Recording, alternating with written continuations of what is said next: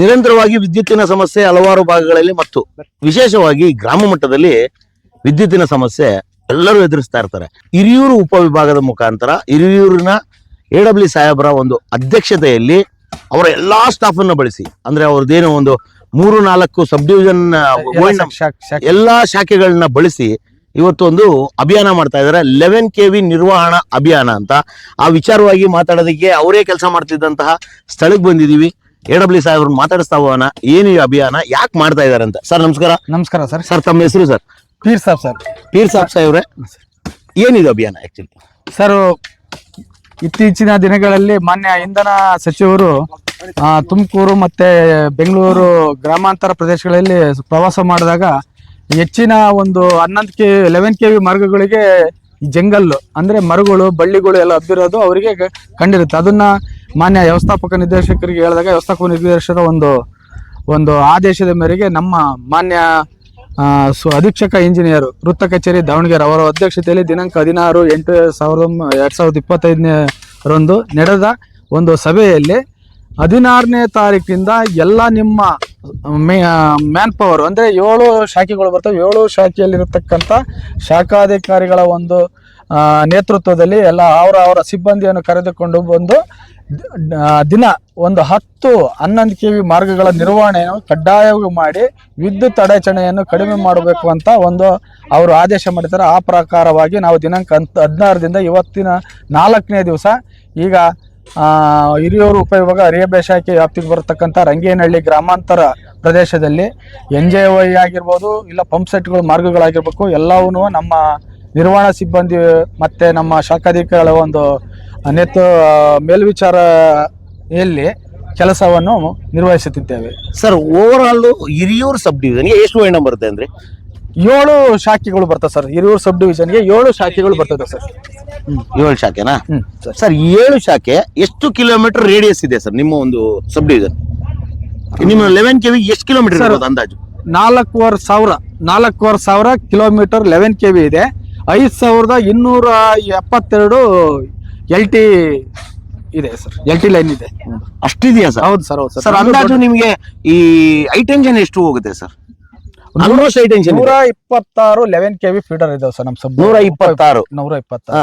ಅದರಲ್ಲಿ 27 NJY ಫೀಡರ್ಗಳು, ಇನ್ನು ಉಳಿದಂತವು 86 ಫೀಡರ್ಗಳು 11 KV IP ಫೀಡರ್ಗಳು. ಇನ್ನ ಅರ್ಬನ್ ಫೀಡರ್ಗಳು 4 ಬರ್ತವೆ ಸರ್. ವಾಟರ್ ವರ್ಕ್ಸ್ ಅವು 6 ಬರ್ತವೆ. ಇಂಡಸ್ಟ್ರಿಯಲ್ ಫೀಡರ್ 4 ಬರ್ತವೆ. ಇಷ್ಟು ಟೋಟಲ್ ಎಲ್ಲ 126 11 KV ಮಾರ್ಗಗಳಿವೆ ನಮ್ಗೆ. ಸರ್, ಇವಾಗ ನಿಮ್ಮಲ್ಲಿ ಈ ಹಿರಿಯೂರು, ಚಿತ್ರದುರ್ಗ ಈ ಕಡೆ ನೋಡಿದ್ರೆ ದೊಡ್ಡ ದೊಡ್ಡ ಕಂಬಗಳು ಕಾಣಿಸುತ್ತೆ, ದೊಡ್ಡ ದೊಡ್ಡ ಟವರ್ಗಳು ಕಾಣಿಸುತ್ತೆ, ಅದು ದೊಡ್ಡ ದೊಡ್ಡ ವೈರ್ಗಳು ಕಾಣಿಸುತ್ತೆ. ಅವ್ನು ನೋಡಿದ್ರೆ ಭಯ ಆಗುತ್ತೆ. ಅಂತ ಎಷ್ಟಿರ್ಬೋದು ಸರ್ ನಿಮ್ಗೆ ಓವರಾಲ್ ನಿಮ್ಮ KPDS ಅಲ್ಲಿ ವ್ಯಾಪ್ತಿ ಬರುತ್ತೆ? ಅಲ್ಲ, ಅಂದಾಜು ಎಷ್ಟು ಲೈನ್ಗಳು ಪಾಸ್ ಆಗ್ಬೋದು ಅಂತ ಕೇಳಿ. ಈಗ ನಮ್ಮ ಉಪಯೋಗ ವ್ಯಾಪ್ತಿಗೆ ನಮ್ಮ ತಾಲೂಕಲ್ಲಿ 12 ಉಪಸ್ಥಾವರಗಳು ಇದಾವೆ ಸರ್. ಅದರಲ್ಲಿ 2 220 KV ರಿಸೀವಿಂಗ್ ಸ್ಟೇಷನ್ ಇದೆ ಸರ್. ರಿಸೀವಿಂಗ್ ಸ್ಟೇಷನ್ ಅವಕ್ಕೆಲ್ಲ 60 KV ಲೈನು 220 KV ಲೈನು ಎಲ್ಲ ಬೇರೆ ಕಡೆಯಿಂದೆಲ್ಲ ಬಂದ್ಬಿಟ್ಟು 220 KV ಸೇರ್ತದೆ. 220 KV ಇಂದ ಸ್ಟೆಪ್ ಡೌನ್ ಆಗಿ 60 KV ಲೈನ್ಗಳು ಈ ಚಿಕ್ಕ ಸ್ಟೇಷನ್ಗಳಿಗೆ 66ಕ್ಕೆ ಹೋಗ್ತವೆ. ಸರ್, ಇವಾಗ ಓವರ್ ಆಗಿ ಇಷ್ಟು ದೊಡ್ಡ ಒಂದು ಉಪವಿಭಾಗ, ಇಷ್ಟು 7 ಶಾಖೆಗಳಿರುವಂತಹ ಒಂದು ಉಪವಿಭಾಗ, ಸುಮಾರು ಸಾವಿರಾರು ಕಿಲೋಮೀಟರ್ಗಳಿರುವಂತಹ ಒಂದು 11 KV LT ಎಲ್ಲ ಇದೆ.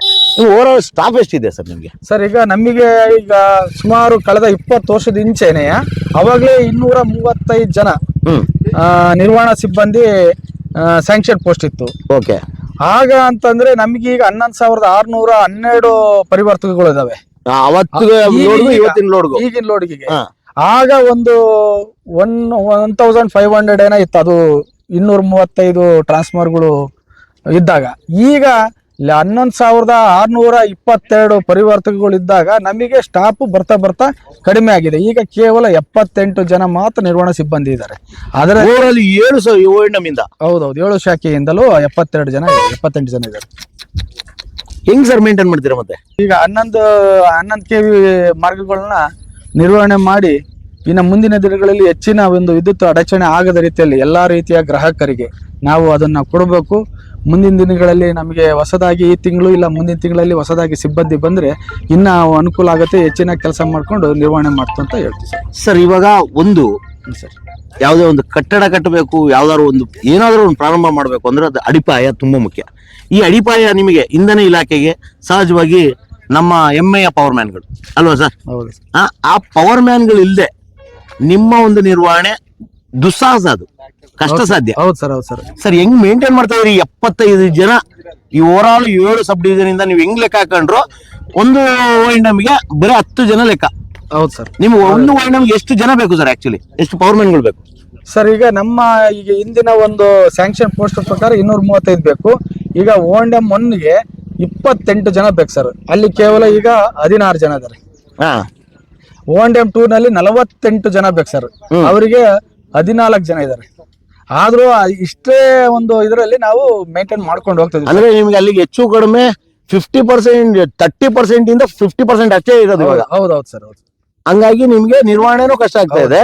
ಆಮೇಲೆ ಈ ದೊಡ್ಡ ಲೈನ್ ಇರೋದ್ರಿಂದ ಇದೆಲ್ಲ ಸರ್ ಇವಾಗ ಸಹಜವಾಗಿ ಏನಾಗುತ್ತೆ, ಒತ್ತಡ ಬಂದಾಗ ಆಕ್ಸಿಡೆಂಟ್ಸ್ ಆಗೋದು ಸಹಜ ಸರ್. ಹೌದು. ಅದು ಯಾರದೋ ಒಂದು ತಪ್ಪಿನಿಂದ ಅಂತಲ್ಲ, ಆ ಒತ್ತಡದಲ್ಲಿ ಆ ತರ ತಪ್ಪುಗಳು ನಡೆಯುತ್ತೆ ಸರ್. ಇದ್ರ ಮುಖಾಂತರ ಸರ್ ನಾನ್ ಕೇಳ್ಕೊಳ್ಳೋದು ಇಂಧನ ಸಚಿವರಿಗಾಗಿರ್ಬೋದು ಅಥವಾ ನಿಮ್ಮ ಬೆಸ್ಕಾಂ MD ಅವ್ರಿಗಾಗಿರ್ಬೋದು, ನಾವು ಕೇಳ್ಕೊಳ್ಳೋದು ಇಷ್ಟೇ ಸರ್, ಆದಷ್ಟು ಬೇಗ ಈ ಒಂದು ಸಮಸ್ಯೆಗೆ, ಯಾಕಂದ್ರೆ ನಾವು ಮ್ಯಾನ್ ಪವರ್ ಇಟ್ಕೊಂಡಿದ್ದಂಗೆ ಕೆಲಸ ಮಾಡಿದ್ವಿ. ಇವತ್ತು ಜಮಾನ ಬಂದಿರ್ಬೋದು, ಇಂದ ಲೈನ್ ಮೇಂಟೈನ್ ಮಾಡಕ್ಕಲ್ಲ. ಇಲ್ಲ ಸರ್, ನಾವು ನಮ್ಮ ನಿರ್ವಹಣಾ ಸಿಬ್ಬಂದಿಯಿಂದಲೇ ಮಾಡ್ಬೇಕು ಅದನ್ನ. ಖಂಡಿತ ಅಲ್ವಾ? ಒಬ್ಬ ಮನುಷ್ಯ ಕೆಲಸ ಮಾಡ್ಲಿದೆ ಆಗಲ್ಲ. ನೀವು ಕಟ್ ಮಾಡೋದಕ್ಕೆ ಬೇಕಾದ್ರೆ ಒಂದು ಮಷಿನ್ ತರಬಹುದು, ಆಪರೇಟ್ ಮಾಡೋದಕ್ಕೆ ಒಬ್ಬ ಮನುಷ್ಯ ಬೇಕು. ಆದಷ್ಟು ಬೇಗ ನಿಮ್ಗೆ ಈ ಮ್ಯಾನ್ ಪವರ್ ನ ಒಂದು ತೊಂದರೆ ಇದೆ, ಆದಷ್ಟು ಬೇಗ ಹೊಸ ನೌಕರರು ಬಂದು ಆದಷ್ಟು ಬೇಗ ನಿಮ್ಮ ಒಂದು ಈ ಒಂದು ಒತ್ತಡನ ಕಮ್ಮಿ ಮಾಡ್ಲಿ ಅಂತ ನಿಮ್ಮ ವಾಣಿ ಕಡೆಯಿಂದ ನಾನು ಕೇಳ್ಕೊತಾ ಇದ್ದೀನಿ ಸರ್. ಸರ್, ತಮ್ಮ ಮೂಲಕನೇ ನಮ್ಗೆ ಹೊಸದಾಗಿ ನಿರ್ವಹಣಾ ಸಿಬ್ಬಂದಿ ಬರಲಿಕ್ಕೆ ನೀವು ಮೇಲಿನ ಒಂದು ನಮ್ಮ ಕಾರ್ಪೊರೇಟ್ ಆಫೀಸರ್ ಗಮನಕ್ಕೆ ತಂದು ನಮ್ಗೆ ಆದಷ್ಟು ಬೇಗನೆ ಸಿಬ್ಬಂದಿಯನ್ನು ನಿಮ್ಮ ಮೂಲಕ ಬರಲಿ ಅಂತ ನಾನು ನಿಮ್ಮಲ್ಲಿ ಕೇಳ್ಕೊಳ್ತೀನಿ. ಥ್ಯಾಂಕ್ ಯು ಸರ್, ತುಂಬಾ ಅದ್ಭುತವಾಗಿ ಮಾತಾಡಿದ್ರಿ. Thank you.